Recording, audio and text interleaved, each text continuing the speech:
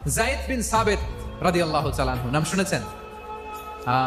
যশোর কথা বেরোয় না। যদি জিজ্ঞাসা সালমান খানের নাম শুনছেন, সবাই হাত তুলবে, জি হুজুর শুনছি, মানে সব দেখা শেষ। সালমান খান, আমির খান, অমুক খান, সব খান মুখস্থ, কিন্তু যায়েদ বিন সাবিতের নাম মুখস্থ নাই মুসলমানদের। যে সাহাবী মাথার সামনের চুল কাটে নাই, মসজিদুল হারামের মুয়াজ্জিন বানাইছেন বিষ্ণু, সাহাবীর নাম কি? খায়া ফেলাইস, স্লোগানের সাথে খায়া ফেলাইস। আবু মাহজুরা, কি নাম? আবু মাহজুরা আল জুমাহি রাদিয়াল্লাহু তাআলা আনহু। এই নামটা আজকে নিয়ে যাইতে হবে যশোর। আবু মাহজুরা রাদিয়াল্লাহু তাআলা আনহু। দুই নম্বরে বলছিলাম যায়েদ বিন সাবিত রাদিয়াল্লাহু তাআলা আনহু। বিশ্বনবী দেখলেন মদিনার এই আনসারী সাহাবী হাইলি ট্যালেন্টেড, ইন্টেলেকচুয়াল, মেরিটোরিয়াস, জ্ঞানের প্রতি তার আকর্ষণ, মারাত্মক আকর্ষণ। বিশ্বনবী তাকে দায়িত্ব দিলেন, কোরআন যা নাজিল হয় তুমি লিখো, কাতিবুল ওহী বানায় দিলেন। সুবহানাল্লাহ। যায়েদ বিন সাবিতরে আবার আযান শিখান নাই, কারণ তার মধ্যে বিশ্বনবী প্রতিভা দেখেছেন, একাডেমিক প্রতিভা। বিশ্বনবীর একাডেমিক প্রজেক্টগুলো তিনি হ্যান্ডেল করতেন। যায়েদ বিন সাবিত ছিল বিশ্বনবীর ব্যক্তিগত সচিব। কি ছিল? ব্যক্তিগত সচিব, বোঝেন নাই? বিশ্বনবীর ব্যক্তিগত সচিব এবং দোভাষী। ইহুদিরা কিছু লিখে দিলে এটার অর্থ বিশ্বনবীরে বুঝায় দিতেন, আবার ইহুদিদের কাছে কিছু লিখতে হলে তিনি লিখে দিতেন। বিশ্বনবী একদিন বললেন, ইন্নী ওয়াল্লাহি মা আমানু ইয়াহুদা আলা কিতাব। ইহুদিরা যে চিঠি পাঠায় অর্থ তো বুঝি না, আরেক ইহুদি আইনে অর্থ করা লাগে। আবার ইহুদিদের কাছে কিছু লিখে পাঠাইতে চাইলে আমরা তো লিখতে পারি না, ইহুদিরে দিয়ে লেখা লাগে।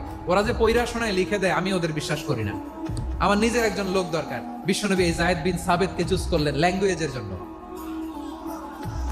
উনি বললেন, যায়েদ তোমার সফট স্কিলকে ডেভেলপ করতে হবে, তুমি হিব্রু ল্যাঙ্গুয়েজ শিখে ফেলো।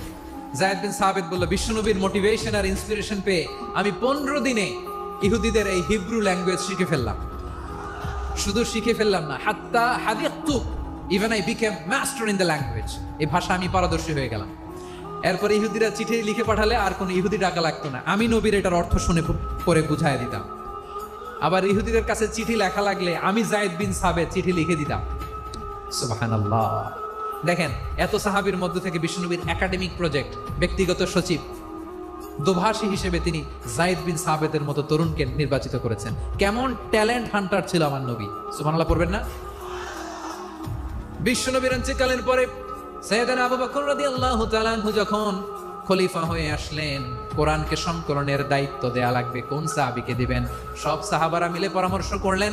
সাইয়েদনা আবু বকর, ওমর সবাই মিলে এই বিশাল কোরআন সংকলনের গুরু দায়িত্ব বিশ্বনবীর ব্যক্তিগত সচিব, বিশ্বনবীর দোভাষী, বিশ্বনবীর সিলেক্ট করাই লোক যায়েদ ইবনে সাবিত রাদিয়াল্লাহু তাআলা আনহুকে দিয়েছে।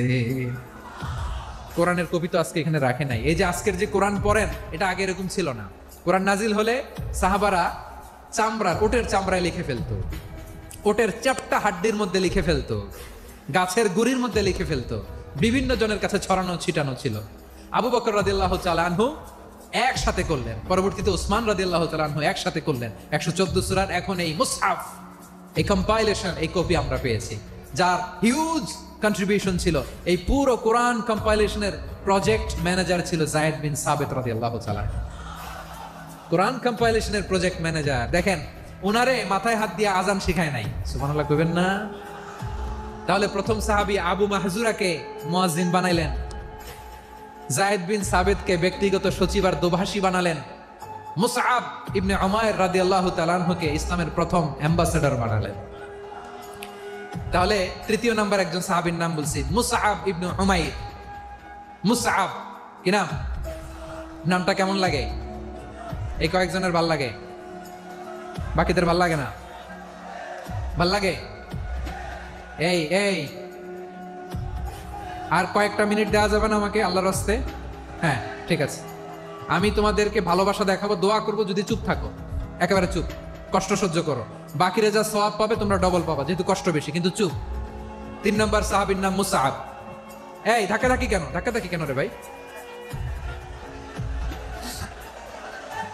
না না না, এরকম হইলে আসবো না যশোর, আমি আর আসবো না। হয় পিছনে চলে যাও, নাহলে চুপ, ধাক্কাধাক্কি নেই। 3 নম্বর সাহাবীর নাম মুসআব। কি নাম? He was the first ambassador in Islam. ইসলামের প্রথম ডিপ্লোমাট, প্রথম কূটনৈতিক। ইসলামের প্রথম কূটনৈতিক, ইসলামের প্রথম ডিপ্লোম্যাট, প্রথম অ্যাম্বাসেডর মুসআব ইবনে উমাইর, মক্কার তরুণ যুবক। উনি পারফিউম লাগাইলে মানুষ দেখলেই বুঝতো এটা মুসআব লাগাইছে। এমন ড্যাশিং ফেসের ছিল, এমন স্মার্ট ড্যাশিং ফেস, এমন পার্সোনালিটির মানুষ ছিল মুসআব রাদিয়াল্লাহু তাআলা। কারণ যিনি ইসলামের স্পোকম্যান হবেন, মুখপাত্র হবেন, তার স্মার্ট হওয়ার দরকার আছে না নাই? আকাবার প্রথম শপথ যখন হলো, তাদের সাথে বিষ্ণু ঈসা ইসলাম মদিনাতে একজন মুখপাত্র পাঠালেন, ডিপ্লোম্যাটকে পাঠালেন, অ্যাম্বাসেডর অফ ইসলাম। তিনি হচ্ছেন মুসআব ইবনে উমাইর। পড়েন সুবহানাল্লাহ। বিশ্বনবী দেখলেন সে অনেক স্মার্ট, তার ডেডিকেশন আছে, সিনসিয়ারিটি আছে, এবং মদিনায় যে আউস খাজরাজ গোত্রের নেতাদের সাথে ডিল করতে হবে, ইহুদিদের সাথে ডিল করতে হবে, ওখানে একজন পাক্কা জানু খেলোয়াড়ের দরকার আছে না নাই? মুসআব ইবনে উমাইর রাদিয়াল্লাহু তাআলা আনহু, ওনাকে বিষ্ণু ঈসা ইসলাম চুজ করলেন। এবং বিষ্ণু ঈসা ইসলামের এই চুজিংটা, এই সিলেকশনটা এত সুন্দর ছিল, তিনি মদিনাতে যে বিশ্বনবী আসার আগেই মদিনার জমিনকে তিনি উর্বর করে ফেলছেন। প্রতিটা ঘরে ঘরে কালিমার দাওয়াত তিনি পৌঁছায় দিয়েছেন। জুমার বিধান নাজিল হয়েছে, কিন্তু মক্কায় পরিবেশ নাই জুমা পালনের। বিষ্ণু ঈসা ইসলাম একজনকে দিয়ে খবর পাঠালেন, যাও মদিনায় মুসাবকে যে বলো, মুসাব তো আমার শিক্ষক, আমার স্পোকম্যান, মদিনাতে যেন তারা জুমা কায়েম করে। বিশ্বনবীর আগেই মুসআব মদিনার মুসলিমদেরকে নিয়ে মদিনায় প্রথম জুমা কায়েম করে ফেলছে। সুবহানাল্লাহ। ডিপ্লোম্যাটদের কেমন হইতে হয়, অ্যাম্বাসেডারের কেমন হইতে হয়, মুসআব রাদিয়াল্লাহু তাআলা আনহুর কাছ থেকে শিখে নাও। মুসআব নামটা কেমন লাগে? যশোর যাদের সন্তান হবে, ছেলে সন্তান, আমার রাস্তায় পাইলে সবাই জিজ্ঞেস করে, হুজুর একটা নাম দেন, আমার ছেলে হবে। যশোরবাসীর জন্য আমি একটা নাম দিয়ে দিলাম, নাম রাখতে হবে মুসআব। কি নাম? নামটা যাদের ভাল লাগে, ছেলে সন্তান অনাগত আসবে, মনে চাইলে নাম রেখে দিবেন মুসআব রাদিয়াল্লাহু তাআলা আনহুর নামে মুসআব। তাহলে মুসআব রাদিয়াল্লাহু তাআলা আনহুকে বিশ্বনবী ল্যাঙ্গুয়েজ শিখান নাই, সফট স্কিল শিখান নাই। যায়েদ রাদিয়াল্লাহু তিনি হিব্রু ল্যাঙ্গুয়েজ শিখেছেন, সুরিয়ানি শিখেছেন, কিন্তু মুসআবকে তিনি বানিয়েছেন the spokesman of Islam, the first diplomat, the ambassador of Islam. সুবহানাল্লাহ পড়বেন না? আব্দুল্লাহ ইবনে আব্বাস রাদিয়াল্লাহু তাআলা আনহু, বিশ্বনবীর কাজিন, চাচাতো ভাই। আবার মাইমুনা রাদিয়াল্লাহু তাআলা আনহু, মাইমুনা নবীর স্ত্রী, তিনি ছিলেন আব্দুল্লাহর আপন খালা। তো নবীর বউ যদি উনার খালা হয়, নবী তার কি? বুঝে নাই, নবী তার কি? খালু। তাহলে সম্পর্ক অনেক গভীর, কাজিন আবার খালু। ছোট্ট মানুষ, তাই রাতে মাঝে মাঝে ঘরে থাকতো। বিশ্বনবী দেখলেন আব্দুল্লাহ যেহেতু আমার ঘরে ঢুকতে পারে, আব্দুল্লাহরে এই উম্মতের বড় শিক্ষাবিদ বানাইতে হবে। কথা বোঝে নাই? আব্দুল্লাহকে কি বানাইতে হবে? শিক্ষাবিদ, এডুকেটর অফ দিস উম্মাহ, এই উম্মার শিক্ষাবিদ বানাইতে হবে। তাই আব্দুল্লাহ ইবনে আব্বাসকে বিশ্বনবী হাতে কলমে শিক্ষা দিয়েছেন। আহারে, আর এরপরে যে কি ভাষা আসবে তোমাদের জন্য আমার মুখ থেকে আমি নিজেও জানি না। 1 ঘন্টা যাবো ধাক্কা ধাক্কি মারামারি। তো আসতে বলছে কে তোমাকে? পেছনে চলে যাও, জায়গা না পেলে। পুরো প্রোগ্রামটাই নষ্ট করে দিল।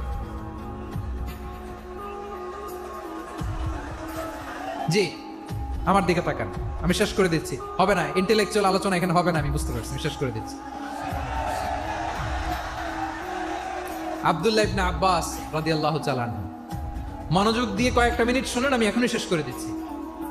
এরপর আওয়াজ করবে, এই যে এগুলো কি আমি বুঝলাম না। আমি বললাম না সব করা যাবে, বসে যাও, শুয়ে যাও, চলে যাও, আওয়াজ করা যাবে না। অন্যকে বসো এটাও বলার দরকার নাই, জাস্ট এদিকে তাকাও। আল্লাহ।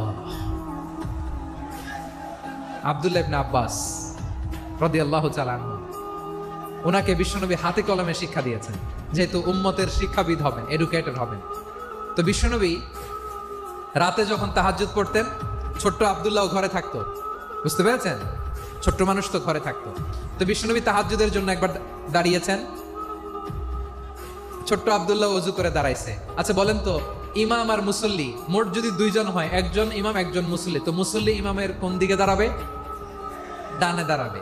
ছোট্ট আব্দুল্লাহ বোঝে নাই, বিশ্বনবী তাহাজ্জুদ শুরু করেছেন, উনি ইক্তেদা করছেন আর দাঁড়াইছেন বায়ে। কোথায় দাঁড়িয়েছেন?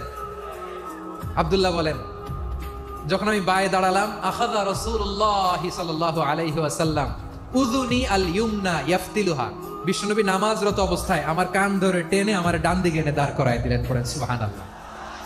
দেখেন, হাতে কলমে শিক্ষা। আর জীবনে ভুলাবে? কথা কয় না, আর ভুলাবে? আর ভুল হবে না। এভাবে বিশ্বনবীর অনেক সঙ্গ পেয়েছেন, সফর করেছেন, একই বাহনে বসেছেন, এক বাহনে বসে লম্বা নাসিহত করেছেন, বলেছেন ইয়া গোলাম ইহফাজিল্লাহ ইয়াহফাজকা ইহফাজিল্লাহ তাজিদহু তুজাহাক ইদা সাআলতা ফাসআলিল্লাহ ওয়া ইদা ইসতাআনতা ফাসতাইন বিল্লাহ। আল্লাহর বিধান মানো, আল্লাহর বিধান রক্ষা করো, আল্লাহ তোমায় রক্ষা করবে। আব্দুল্লাহ, চাইতে হলে আল্লাহর কাছে চাও, সাহায্য চাইতে হলে আল্লাহর কাছে সাহায্য চাও। মনে রাখো, গোটা বিশ্বের সবাই যদি তোমার সাহায্য করতে চায় ততটুকুই করতে পারবে যতটুকু আল্লাহ তোমার নসিবে রেখেছে। গোটা বিশ্ব যদি তোমার বিরুদ্ধে ষড়যন্ত্রে দাঁড়িয়ে যায়, ক্ষতি ততটুকু করতে পারবে যতটুকু তোমার জন্য বরাদ্দ আছে, এর বাইরে কিছু করতে পারবে না। আওয়াজ করে বলেন ঠিক কিনা? এভাবে হাতে কলমে শিখিয়েছেন। বিশ্বনবী সঙ্গ পেয়েছেন, ওনাকে বিষ্ণু ইসা ইসলাম শিক্ষাবিদ, এডুকেটর অফ দিস উম্মা হিসেবে সিলেক্ট করেছেন, হাতে কলমে শিখিয়েছেন। বিশ্বনবী একবার প্রকৃতির ডাকে সাড়া দিয়ে এসেছেন। এখন কি করতে হবে? নামাজের জন্য অজু করতে হবে। বিশ্বনবী এসেই দেখেন অজুর বদনায় পানি ভরা, খুশি হয়ে গেলেন, বললেন কে রেখেছে পানি? একজন বলল আব্দুল্লাহ রেখেছে। বিশ্বনবী অত্যন্ত খুশি হলেন, খুশি হয়ে একটা দোয়া করলেন, বললেন আল্লাহুম্মা ফাক্কিহু ফিদ্দীন ওয়া আল্লিমহু তা'ওয়িল। বললেন আল্লাহুম্মা ফাক্কিহু ফিদ্দীন ওয়া আল্লিমহু তা'ওয়িল। আল্লাহ, তুমি আব্দুল্লাহকে দ্বীনের বুঝ দিও আর কোরআনের তাফসীর শিক্ষা দিও। বিশ্বনবীর এই দোয়া এমন লাগছে, উনি রাইসুল মুফাসসিরিন, এই পৃথিবীতে যত মুফাসসির ছিল, যত মুফাসসির আসবে, সকল মুফাসসিরের সম্রাট হিসেবে স্বীকৃত হয়েছেন আব্দুল্লাহ ইবনে আব্বাস। বিশ্বনবী ওনারে আজান শিখান নাই, বিশ্বনবী ওনারে ল্যাঙ্গুয়েজ শিখান নাই, বিশ্বনবী ওনারে অ্যাম্বাসেডর বানান নাই, হাতে কলমে শিক্ষা দিয়েছেন। ছোট্ট মানুষ, বিশ্বনবী ইন্তেকাল করলেন, আবু বকরের সময় গেল, ওমরে ফারুকের খেলাফত, তখনও তিনি তরুণ। ওমরে ফারুক রাদিয়াল্লাহু তাআলা আনহু ওনার ক্যাবিনেট মিনিস্ট্রির বৈঠকে এই আব্দুল্লাহ ইবনে আব্বাসকে পাশ দিয়ে বসায় রাখতেন। বয়স্ক সাহাবারা এটা পছন্দ করতো না, তারা বলতো ঘটনা কি, আব্দুল্লাহর মতো ছেলে নাতি আমাদের আছে, এরা কেন রাখে ওমরে ফারুক? ওমরে ফারুক এটা টের পেলেন, তিনি বুঝতে পারলেন যে ক্যাবিনেট মেম্বাররা এটা পছন্দ করে না, ছোট্ট আব্দুল্লাহরা কেন রাখি, কেন যে রাখি এটা একদিন বুঝাবো। একদিন মিটিং এ তিনি সবাইকে বললেন ইদা জাআ নাসরুল্লাহি ওয়াল ফাতহ। এই আয়াত দ্বারা উদ্দেশ্য কি বলেন তো মুরব্বী সাহাবীরা? এক সাহাবী বলেন এই সূরা দ্বারা উদ্দেশ্য, আল্লাহ বলেছেন আমাদেরকে বিভিন্ন ল্যান্ড, বিভিন্ন এলাকা বিজয় করতে হবে। ওমরে ফারুক বললেন না, হয়নি। আরেকজন বললেন বিজয় হওয়ার পর আমাদের বেশি বেশি আল্লাহর বরত্বের ঘোষণা দিতে হবে, এটা উদ্দেশ্য। ওমরে ফারুক বললেন না, হয় নাই। যারা জিজ্ঞেস করেন কেউ পারে না। সব শেষে বিশ্বনবী ছোট্ট আব্দুল্লাহরে বলেন আব্দুল্লাহ ইদা জাআ নাসরুল্লাহি ওয়াল ফাতহ, এর দ্বারা উদ্দেশ্য কি বলো তো? ছোট্ট আব্দুল্লাহ বলেন হুয়া আজালু রাসূলিল্লাহ। এই আয়াত দ্বারা বিশ্বনবীর বিদায়কে উদ্দেশ্য নেওয়া হয়েছে। ওমরে ফারুক বললেন হাযা হুয়া, এটাই তো সঠিক উত্তর, এটাই সঠিক তাফসীর এই আয়াতের। কারণ ইদা জাআ নাসরুল্লাহি ওয়াল ফাতহ, যখন আল্লাহর সাহায্য আর বিজয় আসবে, ওয়া রাআইতান নাসা ইয়াদখুলুনা ফি দীনিল্লাহি আফওয়াজা, আপনি দেখবেন দলে দলে ঢলে ঢলে বানের পানির মতো মানুষ ইসলামের দিকে ঢুকতেছে, ইসলামের বিজয় হয়েছে। তো ইসলামের বিজয়ের মিশন নিয়ে নবী আসছে, বিজয়ী যখন হয়ে গেছে এখন তো নবীর বিদায় হবে। জোরে বলেন ঠিক কিনা? কোন সাহাবী এই সূক্ষ্ম কথাটা ধরতে পারে নাই, ওই আব্দুল্লাহ ছাড়া। আব্দুল্লাহ যখন উত্তর দিছে সব সাহাবীদের টনক নড়েছে। এরপর থেকে কোনো ক্যাবিনেট মিটিং এ আর কোনো সাহাবারা কোনো প্রশ্ন করে নাই। আওয়াজ করে পড়েন সুবহানাল্লাহ। বিশ্বনবী আব্দুল্লাহ ইবনে আব্বাসকে দ্য এডুকেটর অফ দ্য উম্মাহ, উম্মার শিক্ষাবিদ হিসেবে গ্রহণ করেছেন। আওয়াজ করে পড়তে হবে আল্লাহু আকবার। সাহাবীদের নামগুলো মনে থাকবে? এক নম্বরে আবু মাহজুরা, মুয়াজ্জিন বানাইছেন। যায়েদ ইবনে সাবিত, দোভাষী, ট্রান্সলেটর অফ প্রফেট, এবং তিনি ছিলেন বিশ্বনবীর ব্যক্তিগত সচিব। Musab ibn Umair, the first ambassador and diplomat of Islam. Abdullah ibn Abbas, এই উম্মার সবচেয়ে বড় এডুকেটর, শিক্ষাবিদ। আরেকজন ছিল আব্দুল্লাহ ইবনে মাসউদ রাদিয়াল্লাহু তাআলা। দুই আব্দুল্লাহ, আব্বাস গেল, আরেকজন হচ্ছে মাসউদ। মক্কার তরুণ, ছাগল পালতো মুশরিকের। বিশ্বনবী আর আবু বকর রাদিয়াল্লাহু তাআলা আনহু একবার গেলেন, যে দেখে এই তরুণ দাঁড়ায় আছে। বিশ্বনবী বলেন আমি খুব ক্ষুধার্ত, তোমার কাছে কি দুধ আছে ছাগলের? আব্দুল্লাহ ইবনে মাসউদ বলে আছে, ওয়ালাকিন আনা মু'তামান, যে দুধ আছে এটা আমানতের, আমি দিতে পারবো না। বিশ্বনবী এইটা শুনে তার টার্গেট করে ফেলছে। আনা মু'তামান, দুধ আছে কিন্তু এটা আমার মালিকের, আমি তো দরদ দেখাই, আমার মালিকের দুধ আপনি পথিক, আপনারে দিতে পারি না। বিশ্বনবী টার্গেট করে ফেলছেন, এরে আমার কাজে লাগাইতে হবে। বিশ্বনবী বললেন আচ্ছা ঠিক আছে, দুধ দিও না, কিন্তু এমন ছাগি আছে কিনা যেই ছাগির সাথে কোনো ছাগলের মিলন হয় নাই, তার ওলানে দুধও আসে নাই, বাচ্চাও নাই, এরকম ছাগির থেকে যদি আমি দুধ খাই তাহলে তো সমস্যা নাই। বলতেছে এরকম ছাগির থেকে দুধ খাইলে সমস্যা নাই, কারণ এরকম ছাগির ওলান থেকে দুধ আসবেও না। বলতেছে ঠিক আছে, এরকম একটা ছাগি নিয়ে আসো। নিয়ে আসা হলো। বিশ্বনবী বিসমিল্লাহ বলে ওই ছাগির ওলানে হাত দিলেন। হাত দিতে দেরি, পুরো ওলানটা দুধে ভরে যেতে দেরি হয় না। বিশ্বনবী আর আবু বকর রাদিয়াল্লাহু তাআলা আনহু দহন করে পেট ভরে খেলেন। এই দৃশ্য আব্দুল্লাহ ইবনে মাসউদের হৃদয়ে দাগ কাটলো। এই মুজিজা দেখে তিনি বললেন আশহাদু আল্লা ইলাহা ইল্লাল্লাহ ওয়া আশহাদু আন্না মুহাম্মাদুর রাসূলুল্লাহ। তিনি ষষ্ঠ মুসলিম ছিলেন, 6 নম্বর মুসলমান। ওনাকে টার্গেট করে বিশ্বনবী দেখলেন এমন ইন্টেলেকচুয়াল ব্রেন, উনি সূক্ষ্ম সূক্ষ্ম জিনিস বুঝে বেশি, ফিকহি জ্ঞান ওনার মধ্যে বেশি। বিশ্বনবী ওনাকে কোরআনের জ্ঞান শিক্ষা দিতে লাগলেন। উনি বিশ্বনবী সবার কাছে কোরআন শোনায়, কিন্তু বিশ্বনবী নিজে আব্দুল্লাহ ইবনে মাসউদের কাছ থেকে কোরআন শুনতো। বিশ্বনবী একবার বললেন ইকরা আলাইয়া ইয়া মাসউদ, ইবনে মাসউদ একবার শোনাও তো কোরআন দেখি। আব্দুল্লাহ ইবনে মাসউদ বলে আকরাউ আলাইকা ওয়া আলাইকা উনজিল, নবী আপনার উপর কোরআন নাজিল হয় আর আমি আপনার সামনে কোরআন পড়বো।